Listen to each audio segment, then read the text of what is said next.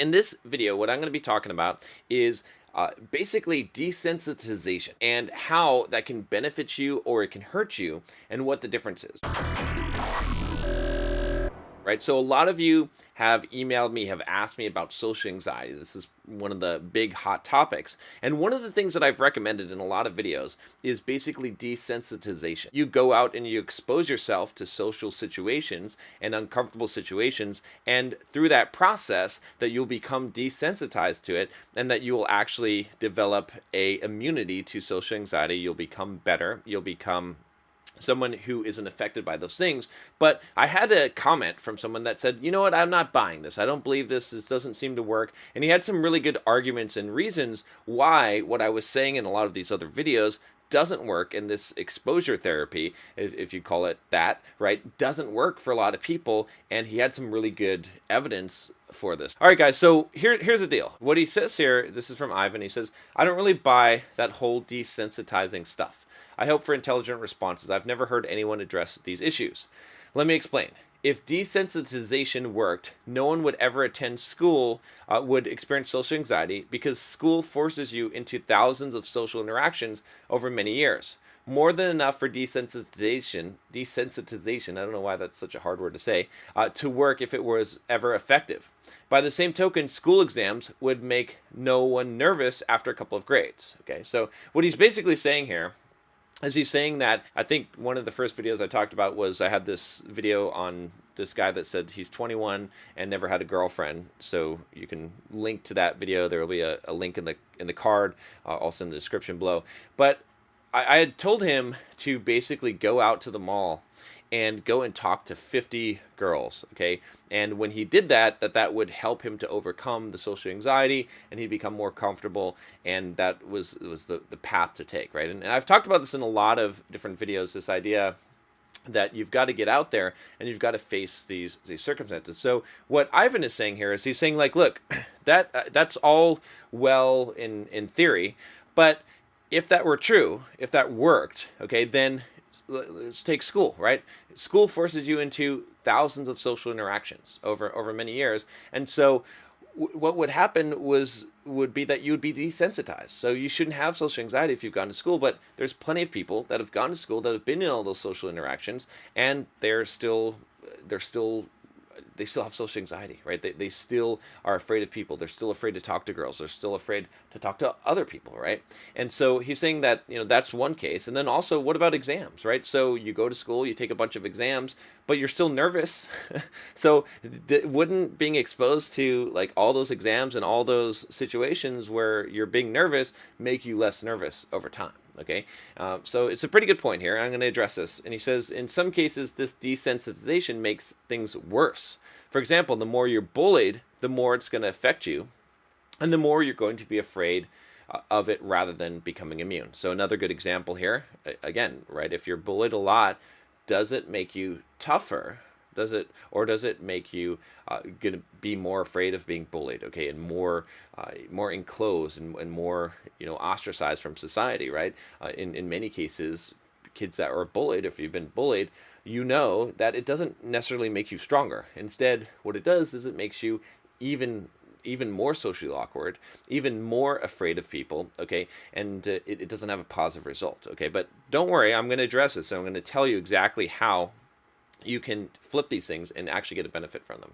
He says, I have, however, seen it work personally in my daily life. As you push yourself into stressful situations, you get kind of used to them and they don't affect you as much. However, only and as long as you're doing it frequently, pretty much daily, as soon as you stop, you're back to square one, unless your confidence in the thing grows, so you have less to be afraid of. But that's not desensitization, but decreased fear because of increased skill.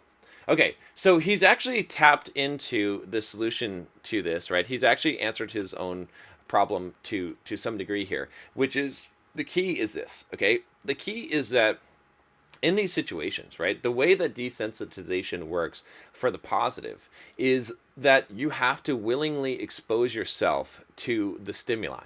Okay, now what does that mean in practical terms? It really means getting out of your comfort zone. Okay, so I've said this a lot of times in videos, and this is something that is really important to understand, I think, in life, which is this really key concept. The pain that is thrust upon you, okay, has no benefit to you. In fact, it in many cases has a detriment. But the pain that you willingly inject upon yourself causes you to grow.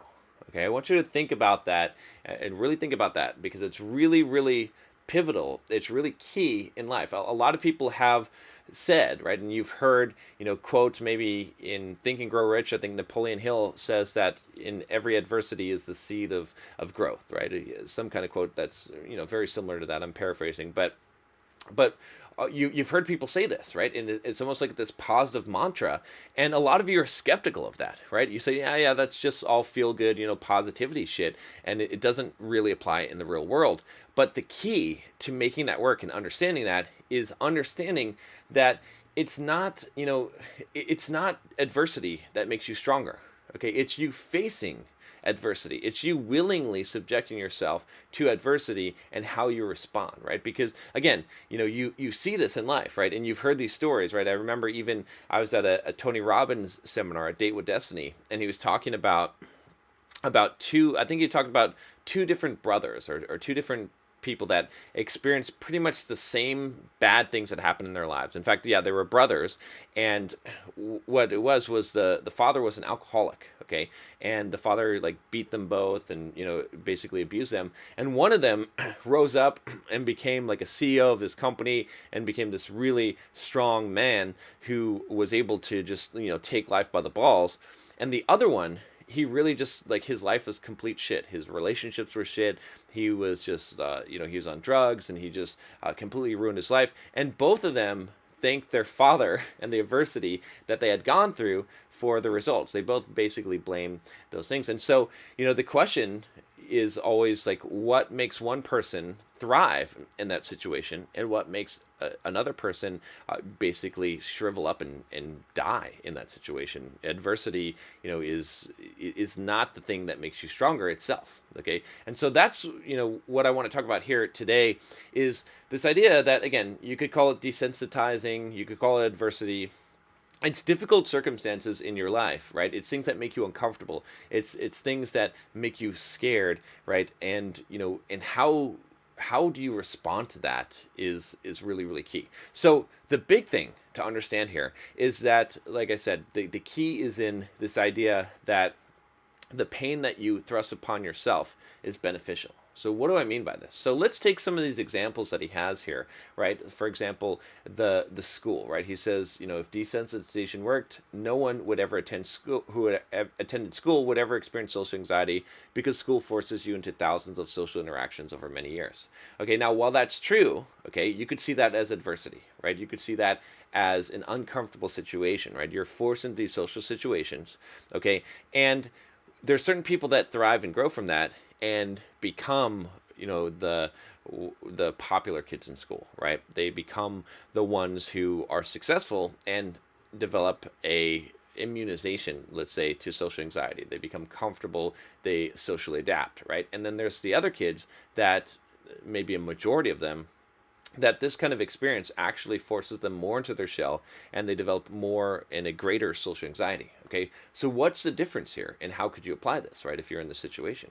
Well, the big difference here is how you approach it. Okay, so if you're in an uncomfortable social situation, but it's something that you did not put yourself into, right? So let's say that you're forced into a group of people that you have to communicate with, okay, and you don't want to, and you're afraid to, and you don't know what to say, and you feel awkward, and you just feel a large amount of anxiety because you're forced into this group.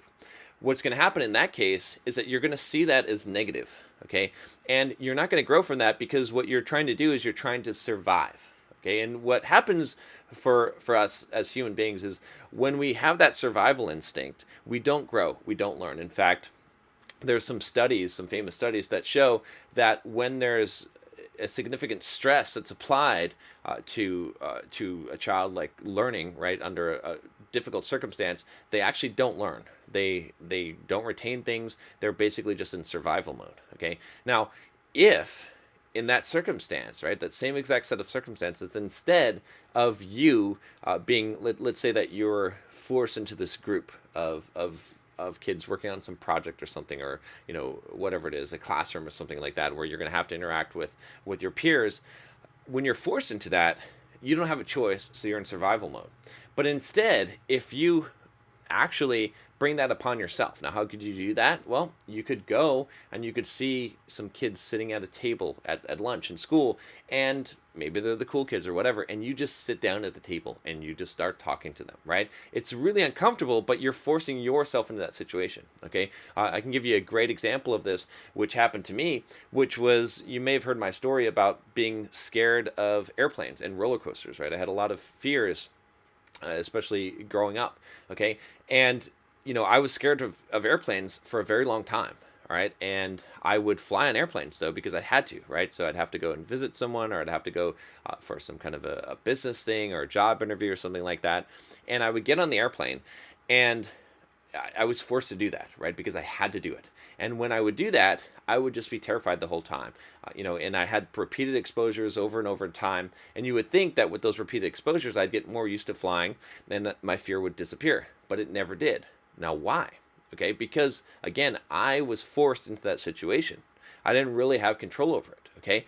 But when I overcame my fear of flying, okay, and we're not going to talk about, there's some other mechanisms involved in this, but essentially one of the key elements was that in order to do that, I had to basically willingly decide that I was going to get on a plane that was optional, that I didn't need to go somewhere, but I decided to do it, and I had to book the ticket myself, and I had to willingly decide to get on there and to sit by the window seat and look out the window and face my fears. Okay, so what I was doing was I was putting myself specifically into an uncomfortable situation, and that caused me to grow. When I started doing that, I immediately, it didn't take very long, maybe 2 or 3 flights before I completely got rid of that fear of flying. Okay, whereas before, I was living for probably like 5, maybe 10 years of going on flights, a lot more flights, maybe 20 or 30 flights.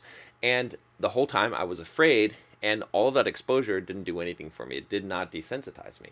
Okay, so that's a really powerful example of that. And I could give you that same example with overcoming my fear of roller coasters. A lot of the fears that I've overcome in life have been because of that. Overcoming my fear of talking on stage, right? All these kind of things, right? You can be thrust into situations, okay, that make you uncomfortable. And in those cases, you don't gain a benefit. So we could look again, the exams, like taking the school exams.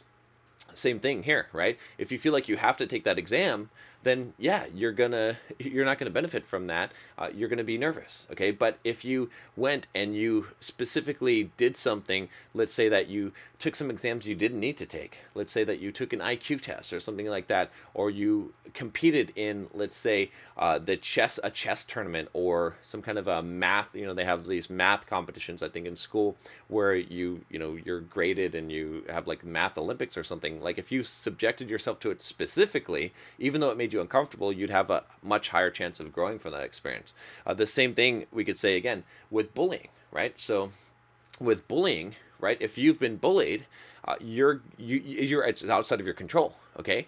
But that's why it's so important to face bullies, because if you turn the tables and you see someone who's bullying you, instead of avoiding them, okay, and running away, right, like is your natural propensity to do, but they find you anyway and they slam you into the locker. But if instead you confront them and you don't walk away from them, you actually walk up to them, okay? Now, again, I'm not saying that you like turn around and start bullying them or something, or like purposely get your ass kicked. But what I'm saying is that if you confront the situation directly, okay, and you actually bring that stress upon yourself, you will grow from that experience by virtue of you bringing the pain upon yourself. Let me know what you think about this. Let me know where you don't think that this will work for you, and I'll address this, and I'll talk about this a little bit more and some of the psychology about this in a follow-up video if you guys want to hear that. You need to walk into the fear.